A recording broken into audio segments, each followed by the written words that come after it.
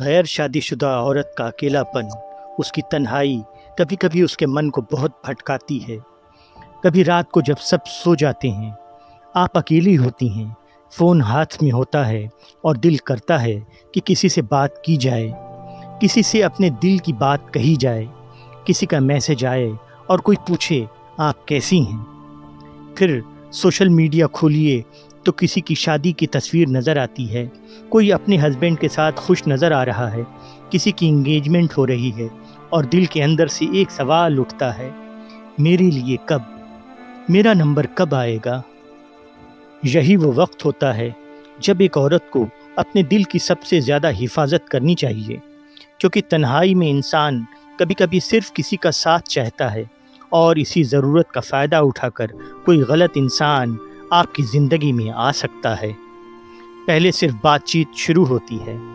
پھر روز میسج ہونے لگتے ہیں، پھر ایک دوسرے سے دل کی باتیں ہونے لگتی ہیں، اور دھیرے دھیرے انسان کو پتہ بھی نہیں چلتا کہ جس چیز کو وہ صرف دوستی سمجھ رہا تھا، وہ ایک ایسے رشتے میں بدل گئی جہاں اللہ کی حدود ٹوٹنے لگیں۔ اسی لیے یاد رکھیے، تنہائی کا علاج حرام رشتہ نہیں ہے۔ کسی سیکریٹ بوائے فرینڈ، غلط چیٹنگ یا ایسے ایموشنل رشتے سے بچنا ضروری ہے جس میں آپ کا دل کسی نامحرم سے اس طرح جڑنے لگے کہ اللہ کی حدود بھولنے لگیں۔ ہو سکتا ہے ایسا رشتہ کچھ وقت کے لیے آپ کو خوشی دے، آپ کو لگے کہ اب میں اکیلی نہیں ہوں، لیکن اگر رشتہ حلال نہیں ہے تو آخر میں یہی چیز آپ کے دل کے لیے پریشانی، گلٹ اور ایموشنل درد کا سبب بن سکتی ہے۔ تو پھر تنہائی میں کیا کریں؟ اپنے گھر والوں سے جڑیے، اپنی اچھی اور بھروسے مند سہیلیوں کے ساتھ وقت گزاریے،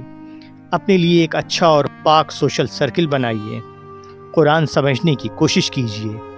کسی علم کی محفل یا اچھے لرننگ سرکل کا حصہ بنیے، اپنے کسی حلال ہنر کو سیکھیے، اپنے فیوچر کو بہتر بنانے پر کام کیجیے، اور سب سے بڑھ کر اللہ سے بات کرنا سیکھیے۔ اپنی پریشانی اللہ کو بتائیے، اپنی تنہائی اللہ کے سامنے رکھیے، اپنی شادی کی خواہش اللہ سے مانگیے۔ اگر رو کر بھی دعا کرنی پڑے تو اللہ کے سامنے روئیے، کیونکہ ایک بہت گہری بات یاد رکھیے، ہر ایموشنل ضرورت کا جواب رومانٹک ریلیشن شپ نہیں ہوتا۔ کبھی ہمیں شوہر کی ضرورت محسوس ہوتی ہے،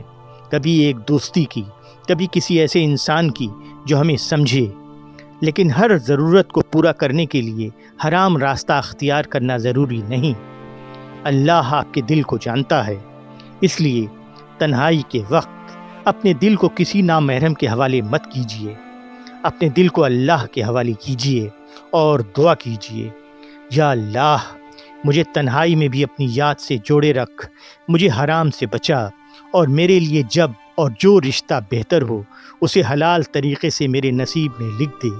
آمین یا رب العالمین، آمین۔